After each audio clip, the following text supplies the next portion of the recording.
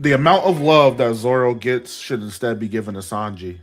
I think Sanji has done way more to protect and stand up for his crew in the second half of One Piece than Zoro has. And I feel like Sanji's thrown to the side and hated, while Zoro's loved and glazed. Well, it's not doing as much. So the first category for today's hot take segment would be about One Piece. A One Piece hot take.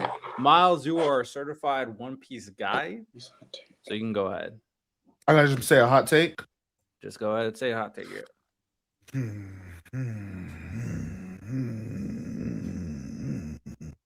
trying to see, do I want to go agenda or something I actually believe? He's hot take.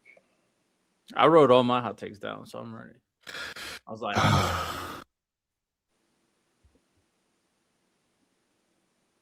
what's a hot take we haven't heard from you? Because I know a lot of your takes. What, mine? All of my takes are just hate motivated. I mean, if I can go with all my hate, I was like, go with it then. Do whatever you feel like. What's on your chest that you got to let out today? the amount of love that Zoro gets should instead be given to Sanji. I think Sanji has done way more to protect and stand up for his crew in the second half of One Piece than Zoro has. And I feel like Sanji's thrown to the side and hated, while Zoro's loved and glazed. Well, it's not doing as much. I didn't expect that. I'm not gonna lie. I did not expect that. I'm gonna be honest. It don't gotta be shit I believe, right? I don't believe that. Well, how is this a hot take if you don't believe it? You should believe it though. I feel like believe the take. All right, so I'll stop it at I feel like Zoro's overglazed. I don't feel like he's. I feel like okay. I feel like either Sanji needs to be glazed more or Zoro needs to be less, because I think they've both kind of been subpar throughout the post-time skip. I think if you want to say that Sanji hasn't done anything or contributed anything to the crew, I think a lot of that same thing would apply to Zoro, because in different instances, they both weren't present in the story. And then when they did have, their peak moments, I don't think they really hit that crazy. So that's where I'll land my take. You know what? Is it my turn? I do got a One Piece hot. It shouldn't be a hot take, but it is a hot take, I think. I will say, well, I do want to say in regards to Miles, because I already knew this was your take. It's not obviously surprising me because I know you're critical of Zoro. So don't hate the take. I like Zoro because he's cool, but I also agree he does get overglazed a little bit. So I don't think Zoro's that cool. Nothing happened. It's like that nigga cool, man. I want to say post-time skip. Pre-time skip, I think he was raw as fuck. Post-time skip, I don't think he's any cooler than anybody else on the Straw Hat. Hot take. The Straw Hat I think is the cool. The Straw Hat I think is the coolest post-time skip is Robin. I think Robin's cool as fuck. Ooh. Zoro's obviously gonna King of Hell. Lightning's gonna it's easy. It's easy for him to be cool. I think there's mad niggas more cool than Zoro in this story. Shanks is infinitely more cool than him. I think the Admirals are more cool than him. Even the lame ones, they're more cool than him. Like Green Bull? Not him. I'm talking about Fujitora and the rest of the boy. Real quick, not him. That's hilarious. Oh my God. What makes Robin more cool than Zoro? I'm gonna give you a point for this one because I think this was an interesting take. What makes Robin more cool than Zoro? I think her demonio floor moment was really cool. I think that progressed her. And then I just want to say overall throughout their journeys, other than maybe Zoro himself, she's easily the most level-headed Straw Hat. She's never thrown off her pivot. She's never scared. She's always willing to take action, throw herself into the fray. She's not hiding behind, all my bones are broken, or I'm fighting the weakest nigga possible, or I'm lost, or I'm this. She's always resourceful. She's always there. She's always helping the crew. Zoro bullshitting on Dressrosa had to get thrown across the island. Zoro didn't come to Whole Cake. He's on Zo, not doing shit. He's in Wano, not doing shit. He's learning about history and stuff, but what is he doing? Like, to get all of that cool stuff. But when we fast forward to the rooftop, he blocked Big Mom's shit. That was cool. The Ashura moment against Kaido, sure, that's cool. But and then the King of Hell against King. King is a fucking bum. I don't get amazed by niggas beating bums. King is a bum. So it's like I respect King. I respect him for being the last black man. True. But outside of that nigga's a bum, bro. You lost to a nigga that just got all his bones broken and is on a medication that's making him take 2 times damage with no understanding of his hockey. Like, you're a bum, bro. Or farming against bums, that's what we do. Respect. All right. Ty, what's your hot take? Dang, I guess it is a hot take, but I don't know how much it is based off race and stuff. But my hot take was that Luffy, I don't think Luffy's a top tier. I don't either. See, that's what I'm saying. I'm about to say, even excluding like Emu and them, that nigga is not stronger than the Admirals. He's not stronger than them. The fact that Kizaru wanted Luffy to beat him, and Luffy knocked him down, yet he can move so fast to get this nigga food that no one can see him. But he was hurt. He didn't want to kill Vagabond, obviously, y'all. Like that was the thing. Like he wanted Luffy to beat him. Is that Luffy was just so much weaker than him? It took Luffy a long time for him to appear like he was damaged. He's not stronger than Rayleigh and them. Not stronger than Gabon. That's clear. That should be clear now. I think he got the spoilers. With the spoilers, I think he got Rayleigh. I don't think he got. But here's the thing, right? And this is why I say this. If I'm just thinking about like the writing aspect of the outside agendas, is that the story is showing us that in order to be the Pirate King and what freedom is, what Luffy learns in Chapter 1 of One Piece is that you need strength to protect your friends. That's what strength should be used for. To protect people from oppressive forces. Luffy thinks that it's about being a tough pirate. That's why he stabs himself in the face. But Shanks shows him that protecting your friends is what the important thing. He's reminded of that when he loses Ace, that he's not strong enough.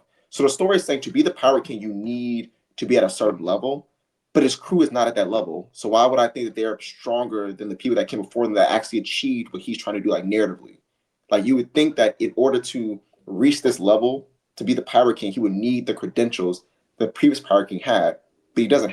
But I think that if you want to pay off on that, you would have to. If Luffy was already at that level, there's really no excuse for why he's not Pirate King yet.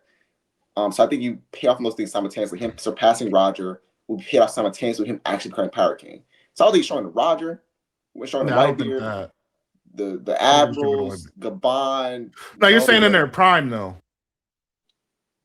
If Luffy right now fought Marineford Whitebeard, do you think Whitebeard will win? Yo, man.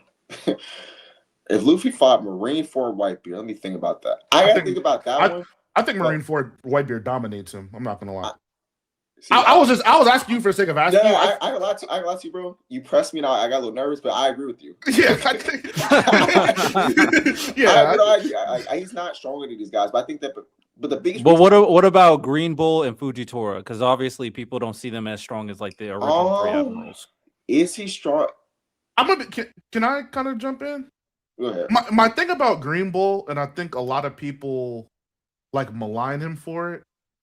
It was Shanks that did what he did to him. It wasn't like this was some random run-of-the-mill nigga. But if you look at before that, he has a feat very similar to Kaido on the rooftop where he fought Yamato, all of the Azakaya 9, and like boosted Momo at the same time and was like trolling them niggas. He fought King and Queen, although hurt, beat them like nearly instantly. Green Bull's tough. He's a bitch-ass nigga. I believe he's a bitch-ass nigga in a hoe. But he is tough. I don't think Luffy can beat any of the Admirals mano a mano. And it's like, Ty hit all the narrative points. I think anytime you're a top tier conditionally, you're not really a top tier to me. I think when Luffy is running Gear 5 and conquers Haki and all of that stuff, absolutely he's a top tier.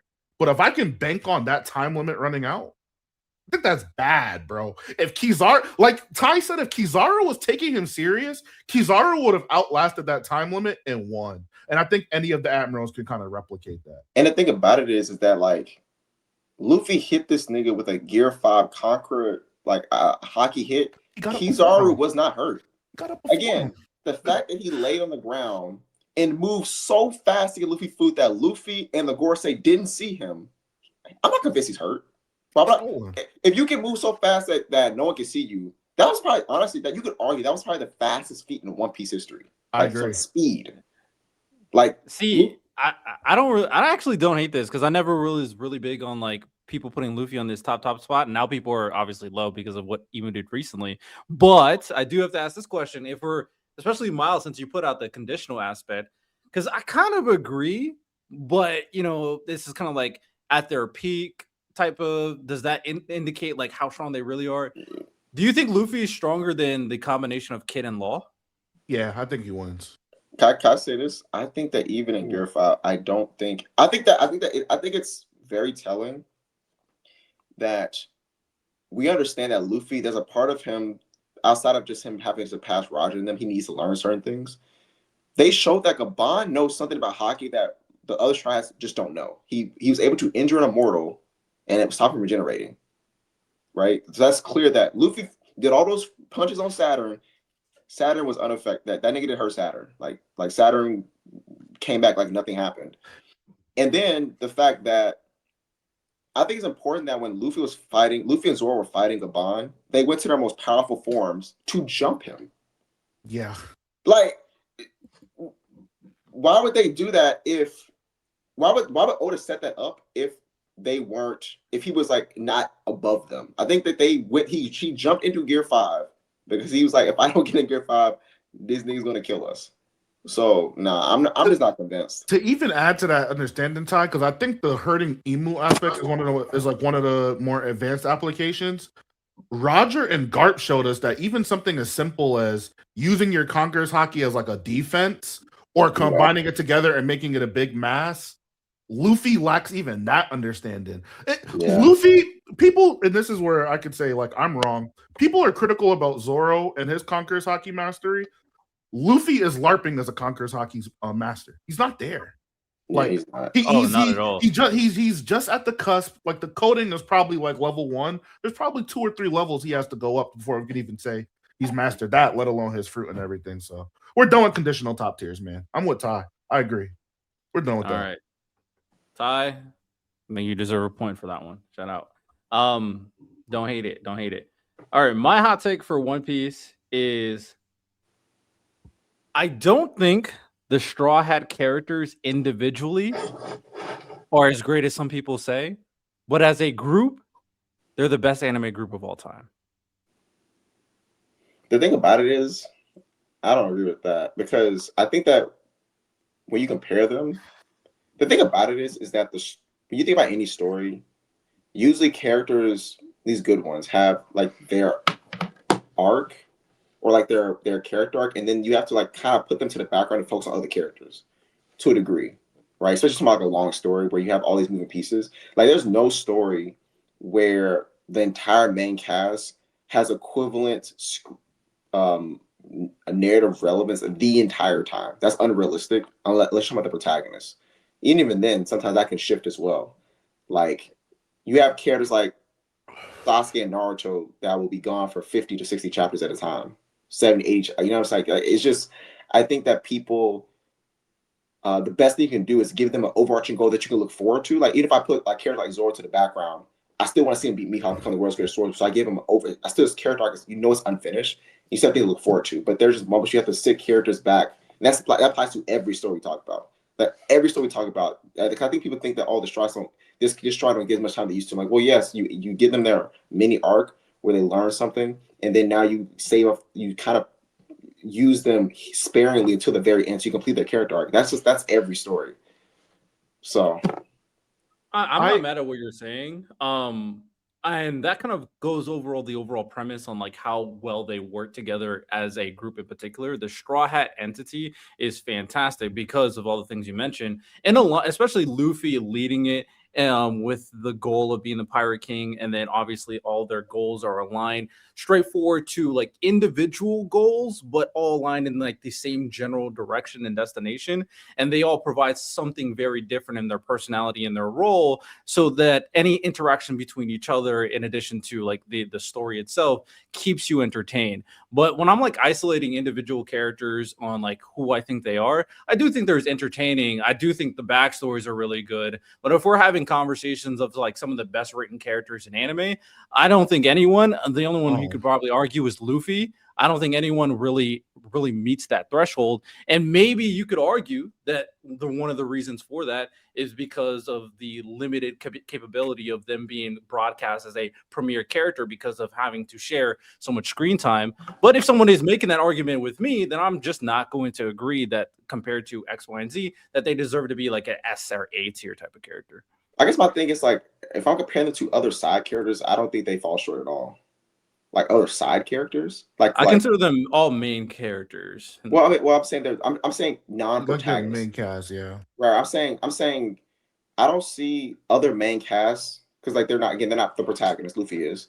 If I go to other main casts, I don't see the Straw Hats not meeting the standard of the other non-protagonist main cast members. I'm trying to figure out like which ones that I'm like, oh yeah, they don't. These other people in this main cast are just all a step above each individual Straw Hat. I don't see that. I guess it depends on like what we're talking about. I mean, if we're comparing it to like the big three, I think there's a reasonable argument because a lot of the main cast is not that strong. But if I'm having a conversation talking about like Kakashi, Sakura, Kakashi, Sakura, Sasuke. I guess I was thinking more so Bleach than Naruto. Yeah, so let's be clear. I was more so on my mind. Naruto. I agree. Naruto's elite. I think he's the best protagonist. We'll get there. I think Naruto's elite. Sasuke's elite. Kakashi, and then Sakura. I thought she's solid. Better in Shippuden. I think she's good. She's better in Shippuden. I think she's good, and I think there's more of an argument for like Sakura versus Nami or Robin. But if I don't think any of them are S tier characters. If I would kind of put a conversation of like S tier, I would go like Mao or Momo type of character. Yeah, but I'm saying that's like non-protagonist. That's what I'm saying. I was excluding Naruto. I was excluding Luffy. That's what I'm saying. But some people do put them in that tier because of how they feel about them. How they feel about them through the group of the Straw Hats. But when you're isolating the characters, they think that they're just as good as some of these other top characters. I don't know. I do hear that argument. I don't know how common it is for people to say that like individual Straw Hat is better than Naruto. I don't see that. Better than Naruto or better than Naruto's cast? No. So this is what I'm saying. So I'm separating protagonists. Taking Naruto out, taking Luffy out. Sure. I don't see, or taking Ichigo out, or whatever main character, Thorfinn out, whatever. If I just take the main cast members aside from the protagonist, I think the Straw stack up perfectly to any of them. I mean, I wouldn't. I don't see I don't see there being a gap. Like I don't think that Kakashi gaps all the Straw Hats as a character. I don't think that. Sakura, like I said, Sakura's a little bit more. You think Kakashi most of them? No. Gap is a strong word. Gap is a strong word. Gap is a strong word. I think he's better than most of them for sure. Right. But that's fine. That's fine. But again, do you think he's better than all of them? Other than Luffy, yeah. I'm taking out protagonist. Protagonist is not. Yeah. I might lean with Riddell. Yeah. I would say for me personally, other than Robin, Sanji, that might be it. I think he's better than the rest of them, which is fine to me. But I don't know if I agree with that. But that's fine to me. But that to me is like the fact that you have to think about it is why I'm saying they're on par. Like at least if you want to say if it's not all the Straws, obviously not be all of them, but. I'm saying if you stack up the Straws with any main cast outside of protagonists, I don't think there's this disparaging gap. Is the only point I'm making. I don't think so. I think they stack up to any of the great ones. If I take My Hero, I take whichever one. Oh, My Hero, I got My Hero comfortable. I got individually as a that's what I'm saying individually. But I'm saying Riddell. So I'm saying Riddell for My Hero. Are you? For My Hero, is it just Bakugo, Ochako, so? But I'm saying all of them and All Might. Or are you saying all of Class 1A? No. The ones you mentioned. Okay, so then the what I wanted to, because you guys are going, what I wanted to jump in and say, I think it's unfair to One Piece because I feel like they have a bigger main cast than other series. It's a lot easier to create, let's say 3 you know what I'm saying, side characters that are, can all uphold and stand on their own versus creating 9 That's my only thing. Because like I'm with Riddell, you. for Yeah. comparison, I wanted to give you a Mhm. comparison because I know you've seen this. Would you put the cast of Reborn that has 7? I think they have like 8 members in their main cast, or would you say One Piece as standalone characters, excluding the protagonist? Ooh. I don't think it's a ooh. Like Gokudera, you got me. I think Gokudera's cold. I think Lambo's cold. I think Mukuro and Chrome, they're like 2 characters. I think they're cold. Habari? Habari and Zoro.